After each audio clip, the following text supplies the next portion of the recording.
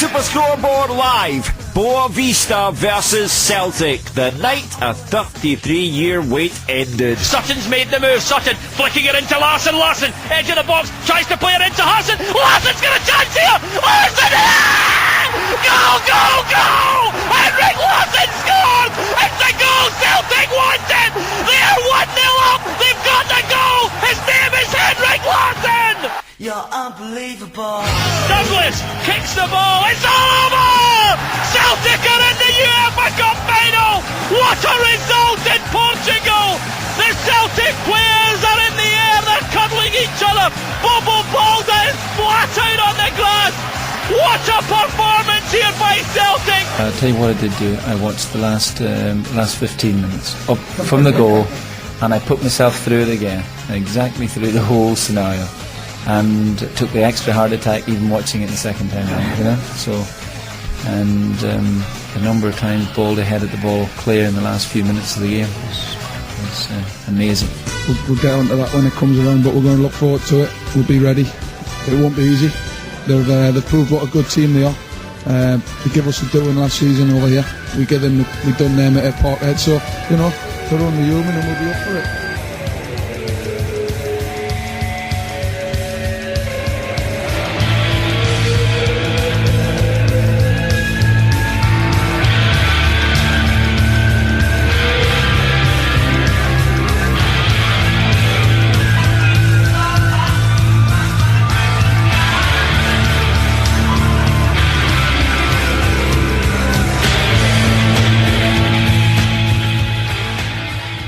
18 years ago this weekend, a very dramatic game took place. It was the second leg of a game on the 10th of April. We had drawn one each at home to Boavista. Henrik Larsson, doing what Henrik Larsson did on more than one occasion, he missed a penalty in a key European tie. So we went across to Boavista, needing a result to reach our first European final in quite some time, most of our living memories. We are joined today by someone who is at that away leg. How you doing, Remy? How you doing? I'm very good, Brian. Thanks for having me on. That's all right. So you were at the game before I start. Were you at the home game as well? I better make sure.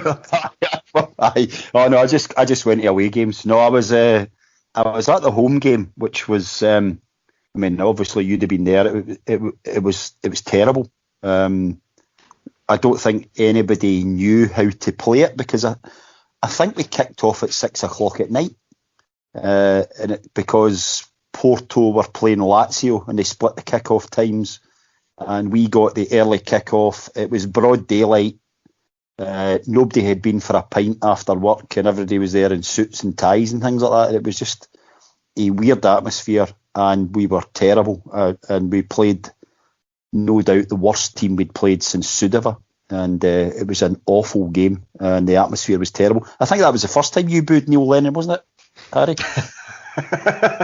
Yeah. And Antony's already, he's got his voodoo doll of Neil Lennon there in the background. We can see on Skype. That Valharen's own goal, Larsson missing a penalty. It was a catalogue of the heroes of the day becoming the villains on that night. Yeah. But we went away. So tell us about your life at that moment. What were you doing back then? What was the young Remy McSwain up to? What was the middle-aged Remy McSwain doing in those days? Well, what was I doing? 2003. Well, I was working for myself at that time, which meant that I was in a fortunate position that I didn't need to get holidays approved. So I went to every away game on the run to Seville, apart from Sudiva. And obviously some of them were pretty easy. Liverpool, you could nip down and back in a day or two, and you didn't really miss a lot of work. So I was sitting in those days. I was sitting in the North Stand padded seats. In my days as a fat cat, an overweight fat cat. So I decided to. When did those days end, by the way? when I moved up beside you in the cheap seats. No, it didn't, after a while, it doesn't become value for money. And I think there was a game I get pulled up. I get pulled up inside the bowels of Celtic Park for wearing a scarf after the game when we beaten the Huns, and there were some Huns in the lounge. So I think that was maybe the start of I really shouldn't be in here. But in those days, because you were in the sort of business section, you kind of got tickets for away games over other people. I mean, they've changed it all now, but this was back in the day. And to be fair, in those days, we usually only got one away game in Europe, and that was it. But, that year we really, apart from the horribleness of the bowel failure, we really played well. And we actually played better away from home that season, which was something that I never ever thought I'd see, because it took me a few years to see an away goal in Europe when I was young. So we were actually going to places like Anfield and winning, which was probably of the games was probably our best performance. The Stuttgart game was amazing, although the last 10 minutes were terrifying. And because they hit us with everything. I can remember turning to my mate who said, "Calm down, we're going through," and I said, "Look, I know they need to score a goal every 3 minutes. But I just feel it might happen." Bang! They scored, and I was like, "Oh no!" Honestly, I think the first 10 minutes were 2-0 up, and we were 5-1 in aggregate away. And you can imagine what an away ground in Germany is like. I mean, the place was bouncing. I think we had 11,000 official tickets that night. Plus, there was thousands of the German Celtic fans in the ground, dotted all around the stadium. And the atmosphere was amazing. But as you say, the last 10 minutes, everybody's like, how many more do they need? How many more do they... It was kind of a bit like Lawrence's Partizan Belgrade escapades. You just thought, oh, God, surely to God, we can't lose this one. But we held on. That was another great night. The Stuttgart fans were fantastic. And at the big screens, it was... good luck at Anfield Road, because at that time they'd done the draw for both rounds. So we knew we were going to Anfield after it. And at the time, after we got through that, my dad was going to all the away games in those days in Europe, because he's an even fatter cat than me. He's big game man only really now. And he was terrified because he'd made the fatal error. My mum was a teacher, and you can obviously tell she hasn't passed anything on to me, but my mum was a teacher, and she was still working in those days. It was 18 years ago, so she hadn't retired or anything in those days, and the only time they got holidays was the school holidays, as she never ever forgot to tell us. And they'd booked up their annual spring break in Portugal. But it was the week of the semi-final.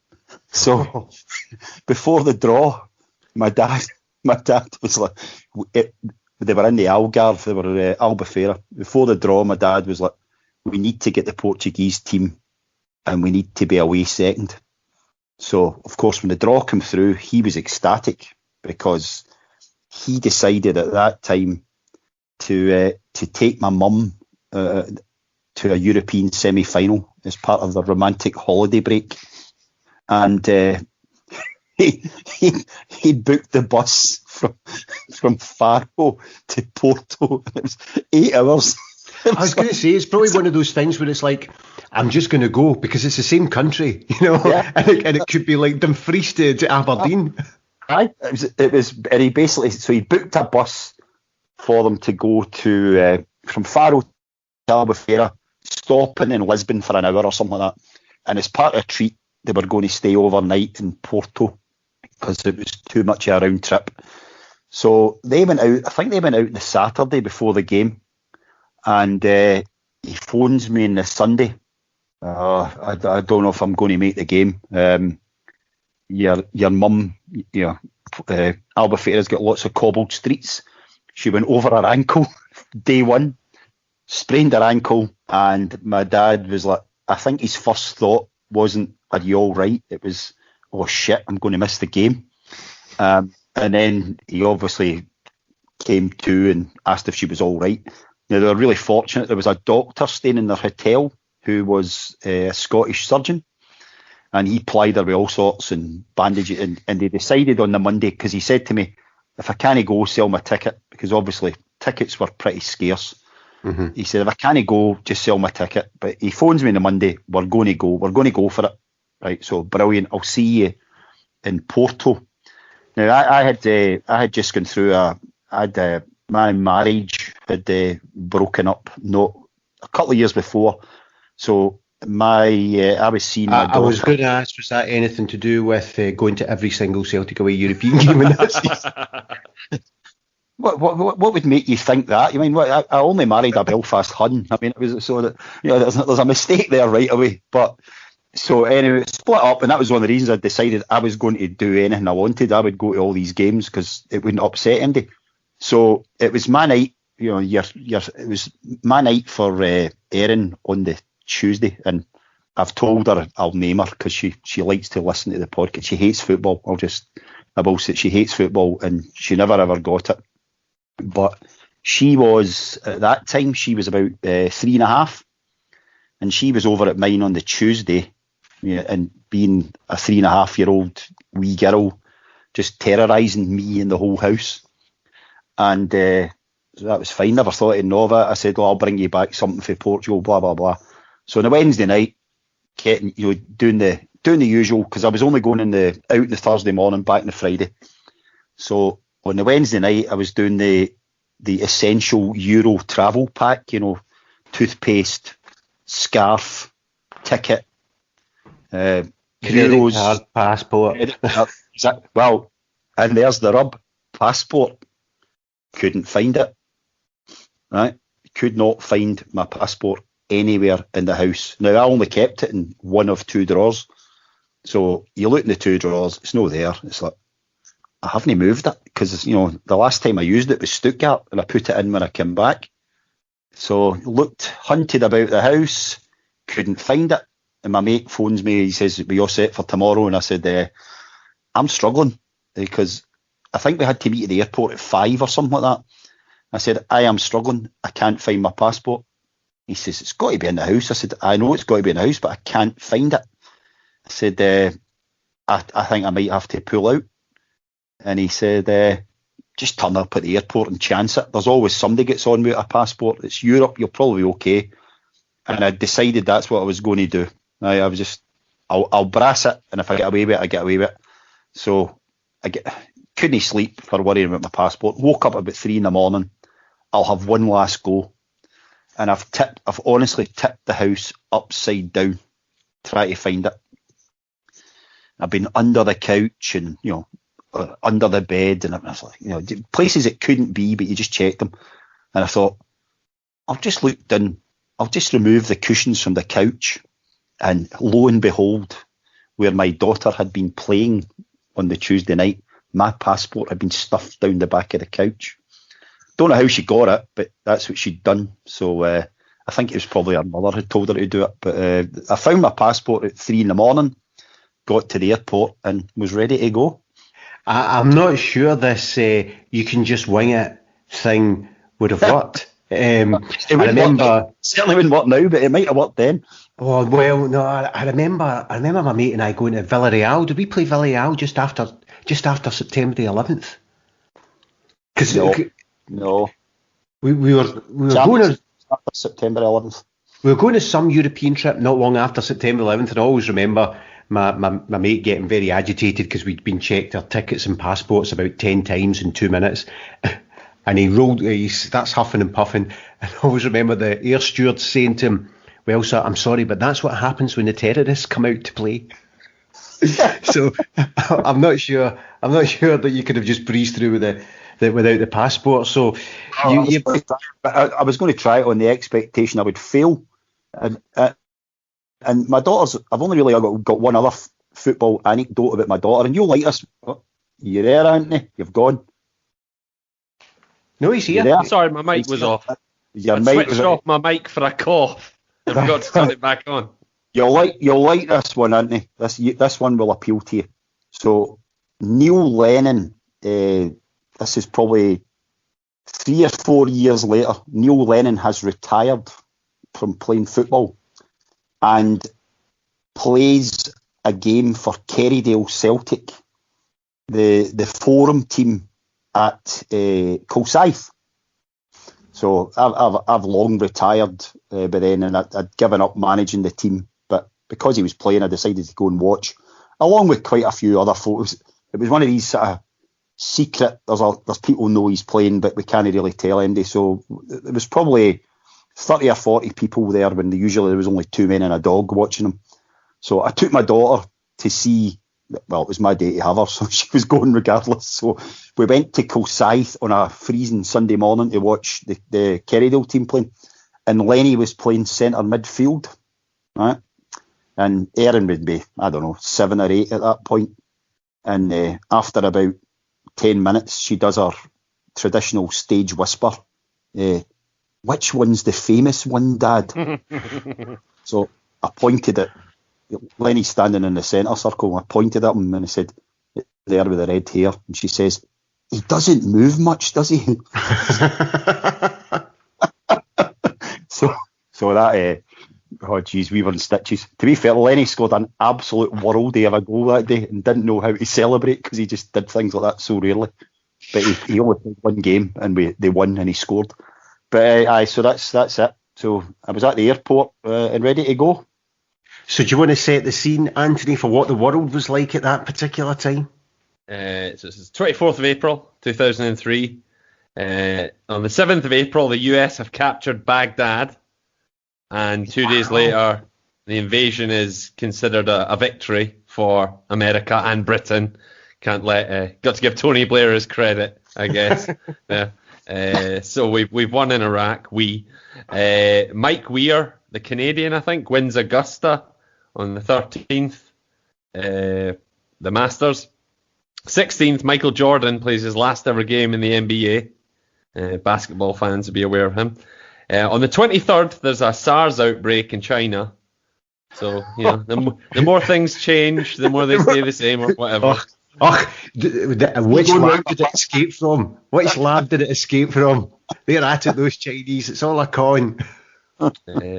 I am watching one of my first ever games in a pub in Glasgow, because I grew up in Dumfries but studied in Dundee, and we must have arranged at the Easter holidays that me and my Dumfries pals would all meet up.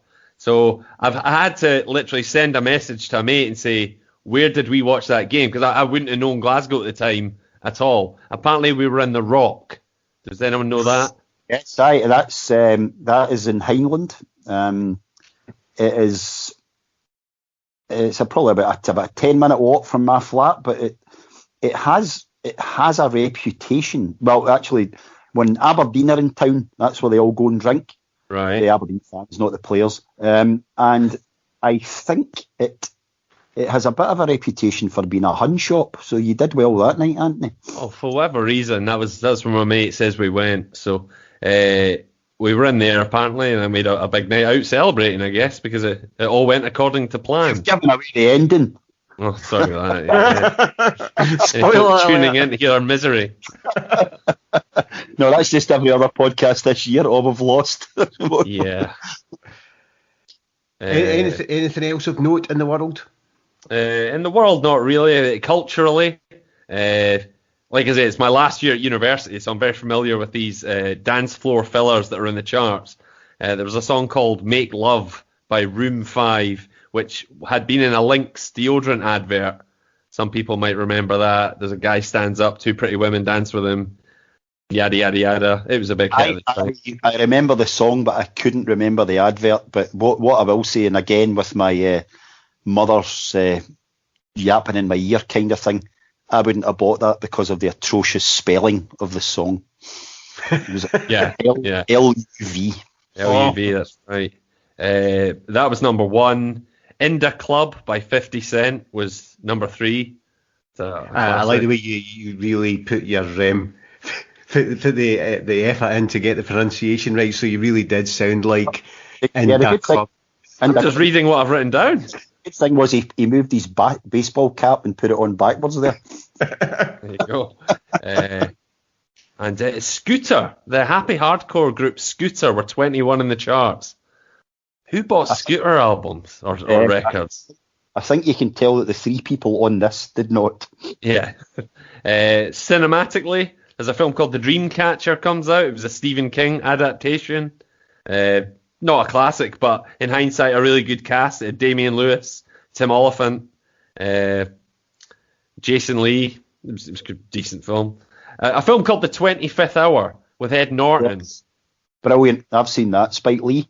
Yes, but watching that film back, there's a funny thing because there's an actor who I think played the mayor in The Wire. And if anyone watched The Wire, there's this famous, I think it's Clay Thompson, I think his name is, or something like that. Oh yeah, that's right. Yeah. And he famously extends the word shit. He extends the syllable to being like she, right? And it's just a funny thing that people remember from The Wire. But if you go back and watch The 25th Hour, the same actor does the same thing. So it's like when he got cast in The Wire, someone had seen him do that before and said, do that she thing again. That was good, which is weird. But yeah, that's the world in April 2003. So Anthony, you watched the game again in full. That's the dedication that you do, the homework you do. So yeah. I'll let you take Remy away through the game, because he will, of course, remember minute by minute, 78 minutes of the most boring football before a goal is a shot that's on target. Have you ever drunk Super Bock for a day before you go to a football match? So tell us, first of all, you then get there. So what's it like? Lots of people listening to this will not have been to an away European game. I have been to an away European game and looked at some people and thought, you could have just saved a number of hundreds of pounds, taken the day off work, got absolutely steaming, watched the game on the telly, been so pissed you forgot about it, and your experience of life would have been no different. So give people a bit of an insight into your comment there about how drunk you might be for a European game, and then Anthony can take it away. I actually wasn't that bad. I mean, I genuinely wasn't that bad. What I will say is that when we got to Seville, spoiler alert again, I decided not to drink because it had to be. This was going to be possibly one of the biggest nights of my football sporting life, and I wanted to remember every bit of it. I was drinking in Porto, but we'll get to that later. But I don't know if you guys have been to Porto before. I mean, because obviously we've played Porto in the Champions League a couple of times. It's not the most picturesque city, but it has a beautiful area down at the harbour.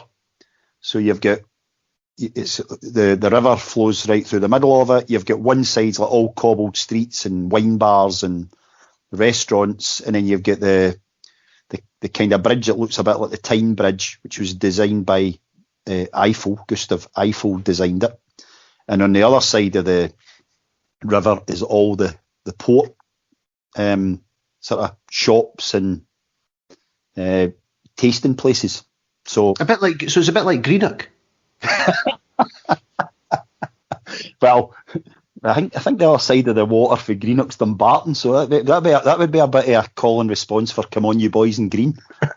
They had so you've got the port area on one side, and you've got the actual restaurants and bars on the other, split by a bridge you can just walk over. So being a typical away game, and I think we maybe had 4,000 tickets for that one, because we were getting one stand, because at that time Portugal was getting ready for Euro 2004.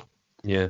So Boavista's ground was under construction, so they only had two stands open.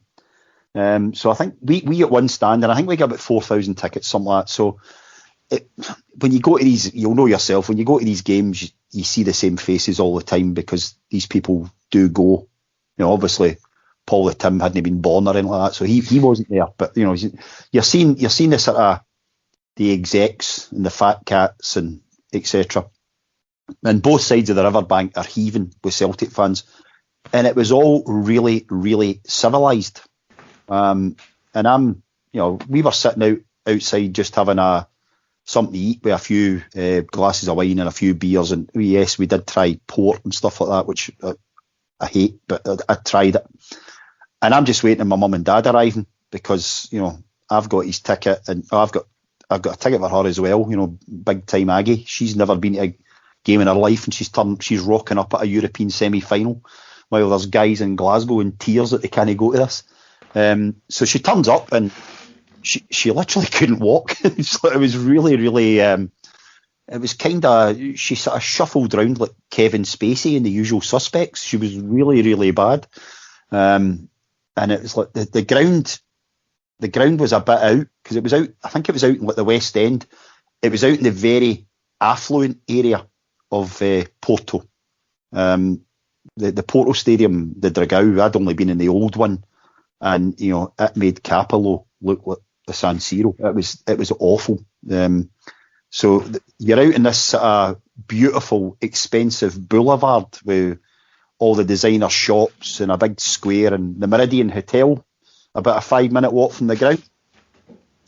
So we decide, because my mum can't walk and we don't want to take a chance, we'll get up to the ground earlier and we'll go to the Meridian Hotel for a drink. Now, you can tell right away that's not going to be cheap. So we roll into the Meridian Hotel and all the Scottish media are staying there. And the players' wives, the wags, the wives and girlfriends.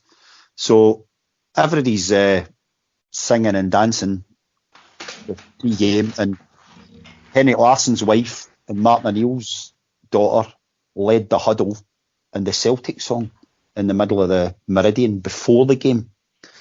So you can tell that people were pretty confident that, because everybody's view was Boavista were rotten. They were rotten. They had no flair. I mean, the thing about the Boavista team is if you look through it, I think there was only one international player in their team, and it was the goalie. I think he was the only one you'd heard of, apart from at the time Basingwa. You hadn't heard of Basingwa. He was a sub, I think, but he went to Chelsea after he played for Porto. So he became famous after it, but he wasn't famous then.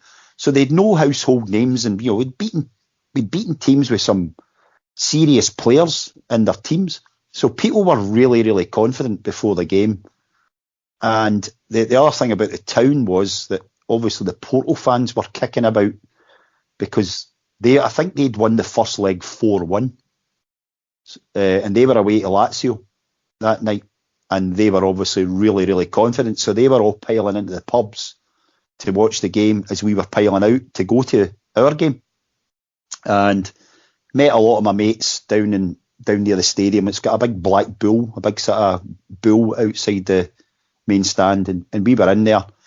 And I met a guy, I'll name him. Some people will know him, some people won't. He's a guy called Alan Sharp. Sharpie is his nickname. So proper footballer nickname, just put the IE on at the end. So Sharp. Somebody's nickname, make it longer. Just make it harder to say. Just put an extra syllable on. So I'd known Alan for a long time. Alan is he's a heritage boy, but he lived in London at the time. He still lives down south. And Sharpie and I used to cut about, watch games in London, and I was the driver to the great. We went to Cardiff to play Inter Cable Tel, because that was an easy drive down the M4 for us, sort of, as a London the London CSC. So anyway, I bumped into Sharpie first time for years at the Celta Vigo game, just by pure chance, standing next to him in the ground. And as you probably know, we'd never got past Europe, never get past Christmas in Europe since 79, when we beat Dundalk to get into Europe after Christmas, when you only needed to get through 2 rounds in those days. and we hadn't got through. We should have got through against Rapid Vienna, but that's another story. But so we hadn't been through after Christmas for 20 years, 24 years. So Sharpie and I stood next to each other in Vigo and we won. And we made a pact that we would meet each other at every away game till we went out. And we stuck to it. So I met him in, Stuttgart, and I met him at Anfield, and I'd now met him in Boavista. So my sort of omen, my good omens, these weird superstitions that you have to have at football matches. I'm going to wear my socks inside out and all that sort of stuff. I had achieved my goal by meeting Sharpie. So Sharpie and I stood next to each other, usual. It was a stand, but everybody just stands the whole game. Sharpie and I stood beside each other for the whole game. And we were both feeling pretty confident and really good about it, because he's the same. Oh, I've met you, you beauty. We're sorted. And as you said, Harry, the game was absolutely atrocious. It was. It's possibly one of the worst games I've ever seen in my life, and I think it was. I think Larsson's goal was our first shot on target, and that was 78, 79 minutes. Well, you mentioned there about the luck things. I remember somebody phoning up Clyde, might have been the round before, and pointed out that every team we had played had a V in it, in their name.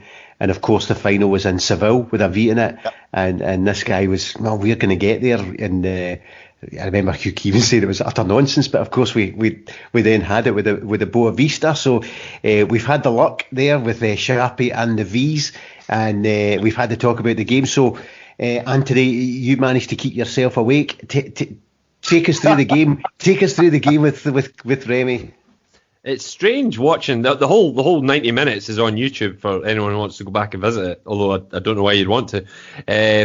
One thing that's odd, exactly what Remy was just saying about, well, he was confident, but I come from I'm a child of the 90s, that any European victory is basically a celebration. It's a mystery. So, to have gone through Stuttgart, Liverpool, Blackburn, etc., I didn't expect to win any of those games. So every single time it was a pleasant surprise. And I would have been going to that pub, the Rock, that night thinking, what will be, what will be, I really no expectations. So it's interesting to watch it back, and you almost get more tension watching it back, 20 years later. The BBC and the situation, it really is quite stressful. And that the pressure on the players was absolutely enormous. Whereas for me at the time, I wouldn't have been putting any pressure on the players, because I wouldn't have been assuming we would win it. But you definitely feel it watching back. We go out with the sort of almost exactly what you'd imagine of a Martin O'Neill Celtic team. Douglas in goals, Mjalby, Balde, Valgaeren, which is weird because I thought Valgaeren fell out the team shortly after Juventus when Salas roasted him. And it always surprises me when I go back and look at the Seville starting 11 and see Valgaeren there, because I genuinely thought he'd faded out the team, but just something I've misremembered apparently. Valgaeren, and then the midfield five, full pelt, Thompson left, Agat right, Lambert, Petrov, Lennon. And then the one change is obviously Sutton doesn't start because of a broken arm. He's sort of stop and start coming back from. So Hartson and Larsson start up front. It is a stodgy first half. It is a really, really hard game to watch. Very diplomatic. Very diplomatic. There's one thing you quickly notice, or as the game goes by, Valgaeren's first name could be mistake by Valgaeren is said a lot. That is a recurring catchphrase throughout the match. Agat starts quite well, and again, I was always quite a big critic of Agat, but he looks like a better player than I remember him. A nicer touch. Lambert has some nice little drag backs and stuff. Lambert was class. I loved Lambert. One thing you sense from the other team is that they press us quite high. So they're no mugs. They're actually quite good, and they put quite a lot of pressure on us. And certainly one of their tactics, which is a tactic I would have agreed with, basically shoot on sight. Their goalkeeper's crap. shoot on sight. So clearly they'd done their homework. Do you know the interesting thing about it, when I was looking at this in advance? We fielded 5 goalkeepers that season. Johnny Gould played 3 games. Magnus Hedman played 10 games. David Marshall played a game. Rab Douglas played a game. I'm trying to think who Karin? Dimitri Karin? No. David.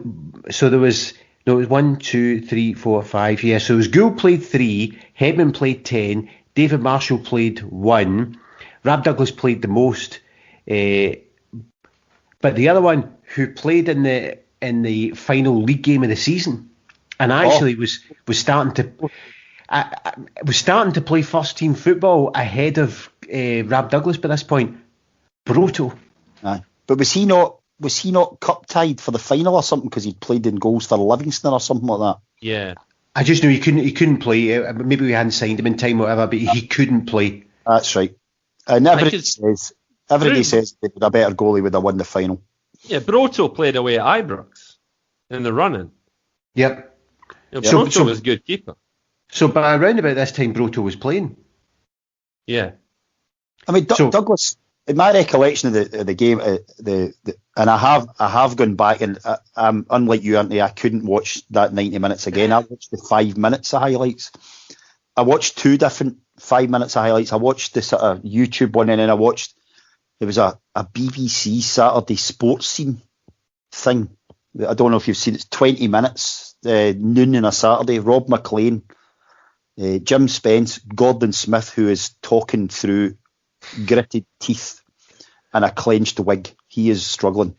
And Chick Young is sitting in the stadium in Seville in the hotel, drinking a glass of wine, being the usual Chico. And it's just, it's cringeworthy. It's embarrassing. But they show the highlights again. So Rob McLean's in the studio, but he did the game for the BBC. And Douglas pulled off a pretty good save fairly early on. But he then had I think it was a save from a mistake by Valharan. You won't be surprised. He then in the second half comes out for one and completely flaps and misses it. And we got away with it. But that was the unfortunate thing with Big Rab was that he always had a mistake in him. And, you know, he probably cost us a couple of goals against Rangers that year. And he certainly had, he saved his worst game for the final, no doubt about it. He was he was a nice big guy, but he just was never top quality. And that was one of Martin O'Neill's biggest weaknesses. He could never sign a goalie. And you saw when Strachan came in and we got Boric, the difference in standard was just unbelievable. So back onto the game, Anthony. Little commentator comments you kind of forget about. Mjällby missed a lot of games that season, apparently. He was sort of coming back from an injury, which, you know, I'm not really recalling. Lambert goes off relatively early on. He picks up an injury in the first half, 32nd minute. I don't know if he rolls it or someone catches him. So Lambert goes off, and Sutton, you know, drops into that, I guess, that midfield position that he played against Blackburn, which is bad news for Petrov, because it means Petrov has to come back and do a lot of, you know, he was in the 10 as such. Petrov does a crazy amount of running, you know, which we kind of all remember, but we kind of remember him, you know, doing intelligent attacking running, you know, third man running, getting goals out of it and stuff. But, I mean, what a sweat he puts on, just box to box, left to right, basically doing all of Lennon's running for him, I guess. A proper shift, though. But it's not going to be the most mobile of midfields with Lennon and Sutton playing in it, is it? Yeah. So, yeah, Petrov's doing the job of 3, basically, but doing it well and getting kicked about. You know, they've clearly identified he's a threat, and they're booting him up in the air every opportunity. Lennon plays well. You know, Lennon was good. He was hard as nails. He gets in a good sort of one-on-one battle with a guy called Duda, which he's going to come out on top of. And the one thing that I don't enjoy about watching this game again, I'm a child of the 90s. I'm a Tommy Burns fundamentalist. That's the way football should be played. And Alan Thompson's penchant for the diagonal ball is just so low percentage and so frustrating, and so it really gets on my nerves trying to watch. I mean, it's a bad game. Nobody's playing well, but the guy with the ego just to get it out his foot and hoof it into the box at every opportunity when nobody's there. I know Hartson's good. I know Hartson's strong. I know Larsson and Sutton will win their headers, but it's just caveman in football, and it's not pretty at all. So it's kind of like an old prejudice that I'm seeing justified whilst watching this. Tremendous in the word penchant, though. I will give you that. It's an interesting one because we all worship Larsson so completely. It's not his best game, it's not his worst game, but it's one of these games where nobody plays well. Like all 22 players, It is just a battle. And it's even summed up, just to jump to the end, Neil Lennon's post-match interview, he says, I feel like I've just been through a boxing match. And it's you could never agree more. It's exactly what every player on the pitch's experience was. It is an absolute brawl. Yeah, I mean, to be fair, I don't think I thought they played for a nothing each draw, because they had the away goal, and they were well organised defensively. They were strong defensively. They had no real, or appeared to have no real attacking flair, and a 0-0 draw obviously suited them. And I think they were a bit cautious because Celtic had drawn a lot of games, won each at home, and then gone away and won, like at Anfield, for example. So they were a bit wary of us, and as you said, they were very wary of Larsson and Petrov. But they felt they could get a 0-0, and they just reduced it, as you said, to a boxing match. It was just a battle. It was just, I mean, I'm sure the ball was delighted at the half-time whistle to get a 15-minute rest. It was just getting, as you say, blutered everywhere. There was no skill, there was no flair, there was no chances created. And I have to be honest, my pre-match confidence at half-time was a bit like the ball. It was totally deflated. I just thought, where's the goal going to come from? Because we had to score. And you're child of the 90s, Antony. I'm started going to away games in Europe in the 80s and didn't see goal. This is like the old days. We've got some really good, we've got some fantastic players on the pitch here, but we're not creating anything. And you're sitting going, well, maybe we'll get a free kick and Thompson can flight one in and we'll sneak it. But you couldn't hand in heart at half time see it. And so by half time I was a wee bit more, this ain't going to happen. And I had already started my glorious failure preparation, which I hate. But you have to have the plan B and expect it might not happen, which you would like. And then obviously the goal came out of nothing. And it wasn't, as you said, it wasn't Henrik's best game. It certainly wasn't his best goal. A lucky break of the ball. I think I would be fair to say kind of sclaffed it because it was his left foot. And I don't know whether it took a wee nick off someday, but he caught the keeper flat-footed and the keeper made a pig's ear of it and it trundled into the net. And Jesus, the celebrations are just unbelievable. There's guys flying over your head and specks going flying and a walking stick, and I'm like, please not let that at my mum's, but it wasn't, thankfully. But you just there's bodies, and you hear this horrible phrase, limbs. There's people flying about everywhere, they're hugging the strangers, and then somebody always says that stupid thing. They go, I wonder what it's like back home. And you're like, every single person back home is wishing they were here right now. It's like it's mental, and then you go, how long to go? And I think there was maybe 11 or 12 minutes to go. And there's going to be injury time. And you're sitting going, oh, God. Well, worst case, we should get extra time here. Worst case. And the thing about it is that it seemed to flick a switch in Boavista in that they had nothing to lose, and all of a sudden they actually looked as if they did have a bit of flair, and they had some good creative players, and they could actually attack. And that last 10 minutes, the only game I've ever felt 10 minutes go as long as that is when we played Aberdeen in a second replay at Dens Park. I think it was 84. McClare scored. We won. We'd drawn at Pittodrie, drew at Parkhead, and the neutral venue for the second replay. Them were the days. Dundee on a Monday night, pissing rain, open end.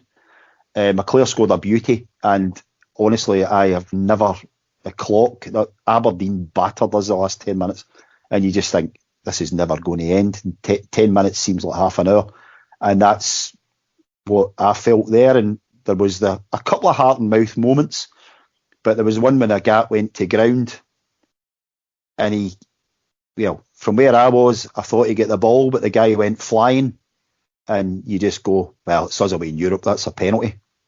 But the ref, who I had no idea who he was, I don't think it was one of the famous ones, he didn't give it. They went ballistic, but we got away with it, and you just thought, they're not going to score. They're not going to score. Just blow the whistle. Just blow the whistle. And they did, and the players, they just really, really went. They celebrated like there was no tomorrow that night. I was at home, and those last 10, 15 minutes just lasted forever. And the thing, your comment there about the penalty, the thing that I just remember was there was a couple of occasions, and the penalty was one where you just thought, we are through to the UEFA Cup final here unless we muck up. How have we managed to create a set of circumstances where they are through behind us? Surely we should have all 11 men basically camped in our box, just creating no space. I couldn't comprehend how they managed to have so much space. Anthony, you've seen it since, or have you seen it in the replays, in the TV stuff? Was it a penalty? In my notes, I've just got 87th minute penalty ? So I think I was sitting on the fence. I was hoping one of you guys would know. What you're saying is if there was a VAR, we were in trouble. I think that's exactly what I was thinking, watching these highlights. One thing that's hilarious, we all remember how cheating Mourinho's Porto was in the final. One thing, I don't know if you're aware of this in the stadium, Remy, as soon as the second half starts, all the multi-balls disappear. The Portuguese hide all the multi-balls. I thought did they not take a few? Did they not substitute a few ball boys as well? I think a few ball boys didn't make it back out from the half-time pie. Everything just seemed to be slow motion in the second half, and Shies taking a wee bit longer than they did because they'd set up for 0-0 and they were happy with 0-0. They were through. I think they all came back out though when it went to 1-0 us. I'm sure it did because it's. Martin O'Neill and the board, the bench are literally complaining. It's like, where's all the balls? These guys are at it, and the Portuguese are just shrugging their shoulders. Going, what balls? There's only one. It's football, isn't it? And eventually, it's hilarious. As soon as that goal goes in, it's like a wave of new staff appear and new balls, and everything gets quicker. So it really is. It's eye-opening to see what they were up to. At the end of the game there's a mixture of, it's not really it's absolute elation and jubilation, but there's also that thing, the strange things that, guys from Glasgow who don't cry about anything, don't cry at their mum's funeral, all burst into tears because there's been a game of football won, and there was floods of tears everywhere. It was just happy tears, I will say, but I think for all of us, Lisbon, Milan had been 1970, so that was 23 years ago. I was a wee boy, no recollection of it, and this was like, I had never, having been that child of the 80s, and seen us getting thrashed in Europe, to actually think that you were going to go to a European final and see us in it, and actually really think you had a chance of winning it. We weren't going as underdogs, and you're thinking, this is just unbelievable. if it'd been before Martin O'Neill came, we were a shambles. Yeah. An absolute shambles. And that's the thing that people need to remember. For people of our age, we've gone through our life being told we will never see Celtic play in a European final. Correct. The experts told us. Actually, I always go on about a few seasons earlier, Rangers had been knocked out by Feyenoord in Europe. It was like 3-2 away or something like that. I always remember, it was the season before, might have even just been the season before.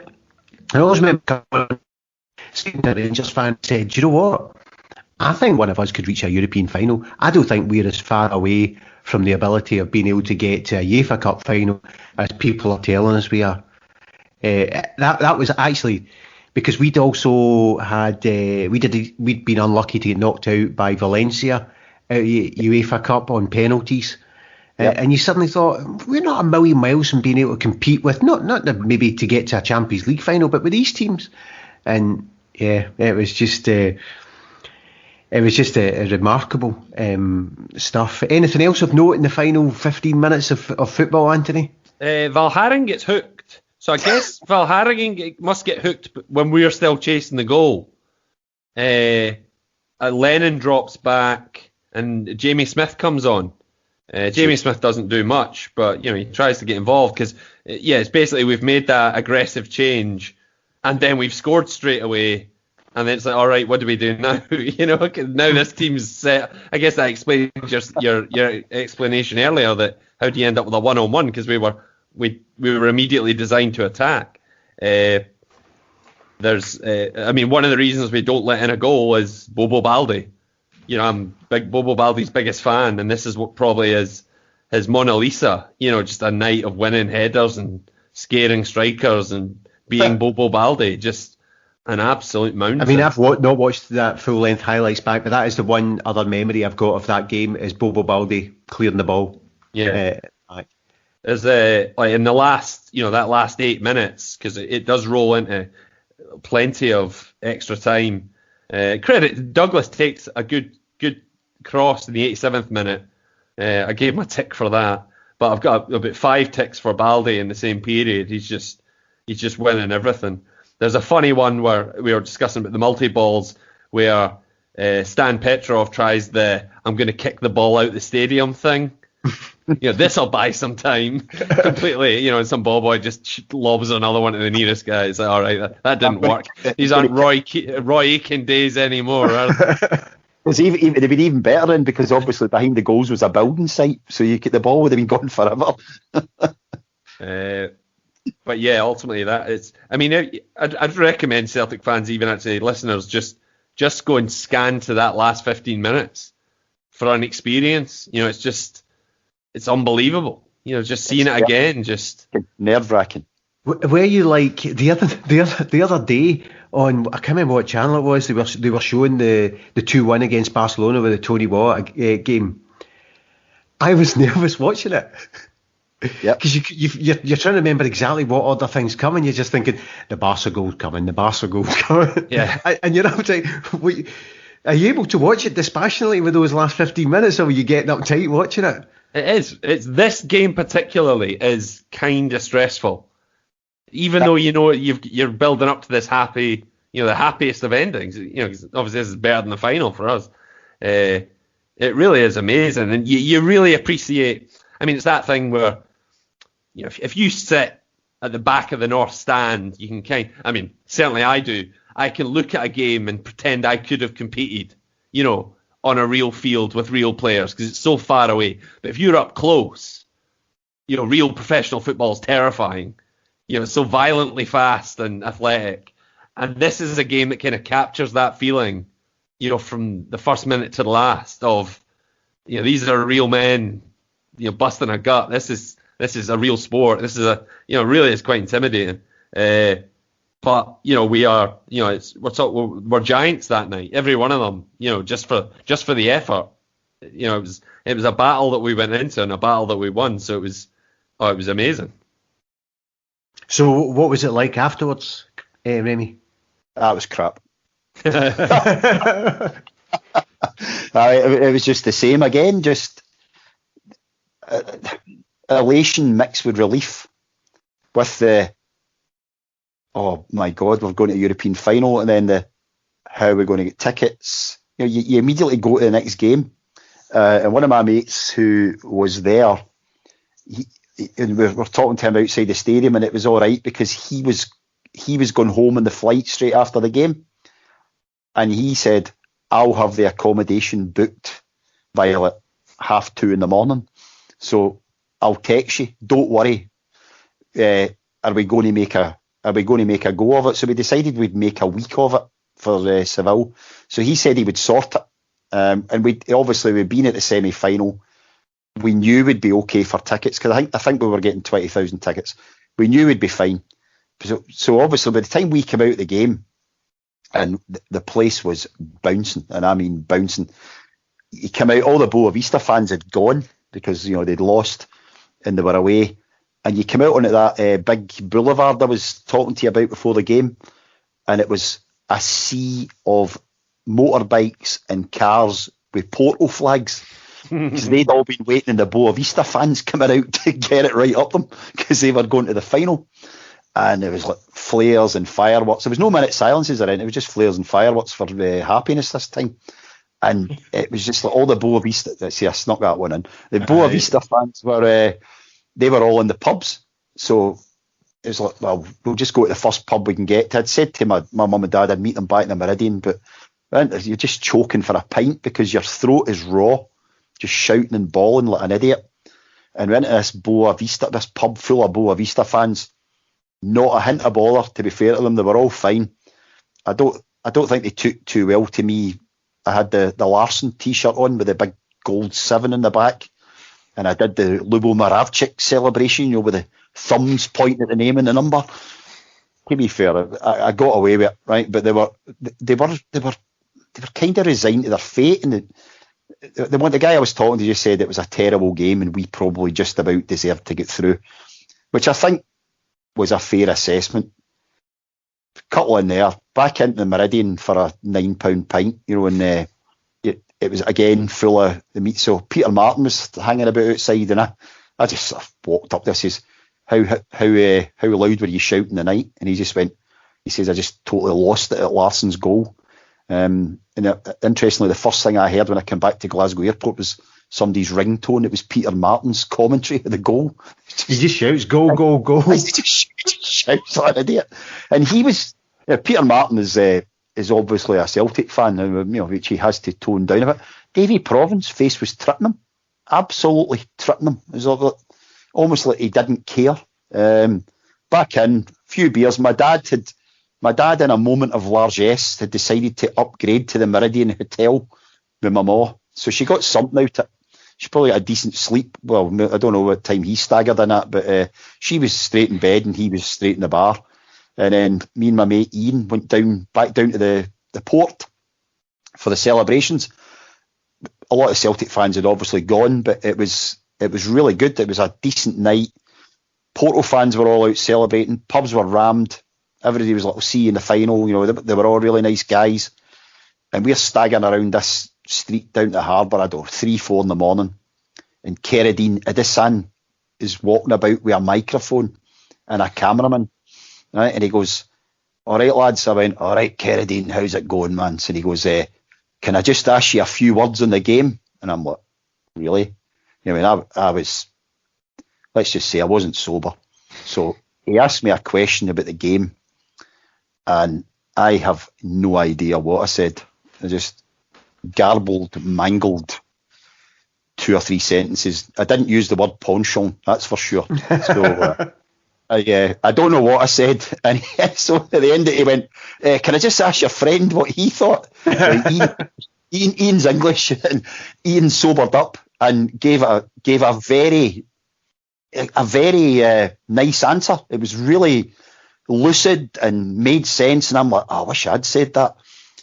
And Keradine says to him, "I'm sorry, we didn't get that. Can you do it again?" And the second time he just sounded like an English version of me, just mumbling and stumbling over his words. Completely blew it. So BBC never showed that footage. So if Andy's listening and they've got it, please let me see it, because it must have been hellish. So we didn't make the cut. Back to the hotel. The flight home was tremendous. Just, as you said, Anthony, you're used to coming back for these things with your tail between your legs, but this time we'd actually won the battle, and we all had something to look forward to. And I think it was only 3 weeks later we all knew we were going to a European final. And what a time to be alive. It was a marvellous time to be alive. It was. I still believe I'm going to get to one of those again. I've got, I do as well. Not with John Kennedy as a manager, but I do believe we will get to one again. I think probably the Europa League or the one below it, but you have to dream big. And you and I are quite the same, Harry. Is that we don't just want domestic success; we want it all. Yeah, absolutely, and I think we can have it. I think we can do it. Maybe David Proven's face was tripping him, because I look back on your comment about we only needed to beat Dundalk. We had Burns and McLeod and Proven and Nicholas and McGarvey if St Antony was on, and McGrain and Aitken. We and McStay, and in the early to mid 80s, we had players who should have been competing at that level, and we didn't. Yeah, and if we did two decent if we did the Aberdeen or the Dundee United centre halves, we would have been. Yeah, and then again, you look at this team actually, and my only regret from the Martin O'Neill years is I think we should have done more of that. I think Larsson and Sutton for 2-3 years there, when we had Baldy and Yalby and Larsson and Sutton and Lennon and Lambert and Hartson, we should have and Petrov. Yep. We should have had more Sevilles. Yeah, but the problem was the next year we had, we I think, who did we sign? Michael Gray or something like that. We didn't sign anybody. Where did the Seville money go? I'm not going to do that. I mean, I know they decided that we overdrafts were bad, but they just, we only signed Michael Gray, I think, and we should have got through in the Champions League. We knocked out Barcelona, and then we fell to Villarreal. Now, Villarreal were a really good team, but our team was completely on its last legs in 2004, and we also had a manager who wasn't really there. He was there in spirit, but he wasn't there physically a lot. So the team was, I think Seville ended the team in a way. It was that was the last year of its greatness, and it sounds really weird because we won nothing, but we've won nothing this year, and I know which year I preferred. Well, I know very, very few. I mean, St Antony's the only Celtic fan I know who would swap this and have had won trophies. Well, I mean, it's like, what would you rather win, the Europa League or the league? I would have taken the Europa League every time, 100 times out of 100. To be fair, for all Porto's cheating, and there was a lot of it, they were a better team than us and they deserved to win. But for about 15 minutes, when we got it back to 2 each, they were really rocking. But we just couldn't really create we were relying on Larsson because he was superhuman that night, and he couldn't do it all for us, and the sending off kind of killed it. But we played well in the final. We scored a couple of goals. That was my heroic failure. I went to a European final and I saw Celtic score goals. Yep. There was a period when I never thought I would do that. I would see that. So absolutely, it was some of the whole run was some of the best nights of my Celtic supporting life. Do you know one of the strange things you were saying about the guy doing it? Because the other thing you have to remind people when you're saying, I'll have this sorted.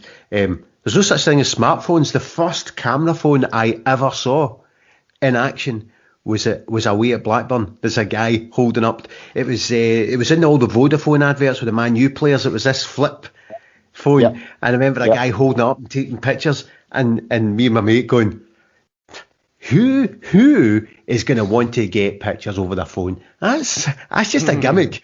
It'll never take off. Who's he sending that to? Because who else could afford one of those phones? He was sending it back to his mates, who was saying, "I wonder what it's like down there." Exactly. So what was your memory of it, Anthony? I was just going to say one thing there. Just when you said about phones, you were in Seville and everybody had mobiles, but the mobile network crashed because of the volume of calls. That's right. You couldn't get a call out. You couldn't get a text out. Guess who I didn't meet? The person with the ticket. No, Big Sharpie. Didn't see him. Oh, that's why we lost. It's your fault. I always say I never saw him before the game. That was eating me getting into the ground. I never saw Big Al. And it was in my head from the start of the game that I hadn't seen him. So there you go. So anyway, Anthony, your memories of it? There isn't many of them, because I mean I'm not a guy that mixes booze and football, but on that rare night when we played Boavista, it was a big catch up with pals in Glasgow, so it turned into my first ever big night out in Glasgow. So I don't know, Sucky Hall Street and all that shit, but I don't remember much of it because I was ball bagged. It was obviously a happy night. It was a good night, but I don't remember much of it. The last two notes I've got are quite happy ones. Paul Elliott was the pundit in the studio, and he was legitimately ecstatic. He couldn't have been happier. Celtic have got to a European final. This is just magnificent for Scottish football, for Celtic, for everyone. And next to him, mentioned earlier, Gordon Smith. I've just written dead inside.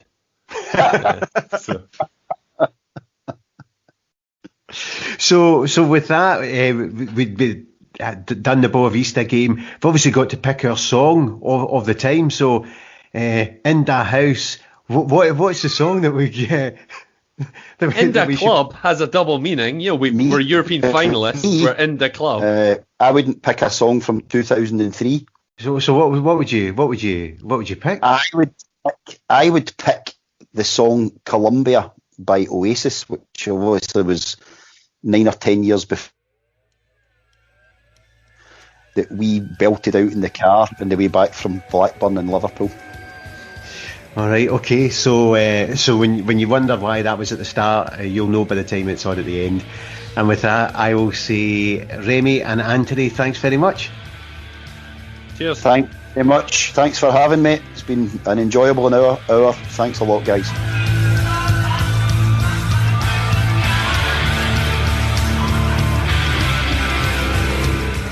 Hope you enjoyed that rundown memory lane with Remy and Antony. We've got more of these coming up. We've got 1980 St Mirren. We've got the invincible treble winning season from somebody who was inside Celtic at the time.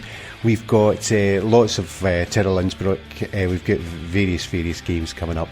10 men won the league and others. So if you want to get your memory on, email podcasts at celticunderground.net. That's podcast plural, celticunderground.net. Anything else you want to do, commenting on iTunes, rate us on iTunes, you continue with the It's No Bad ratings on wherever. Thanks everyone for taking the time to download and listen. We will also have podcasts that are about the new manager who will hopefully be appointed within the next 10 days. I'm just picking that date at random. Anyway, enough of me. That was Remy and Antony. That was the Boavista game. And this is me, Harry Bailey, saying good night and God bless. Good night.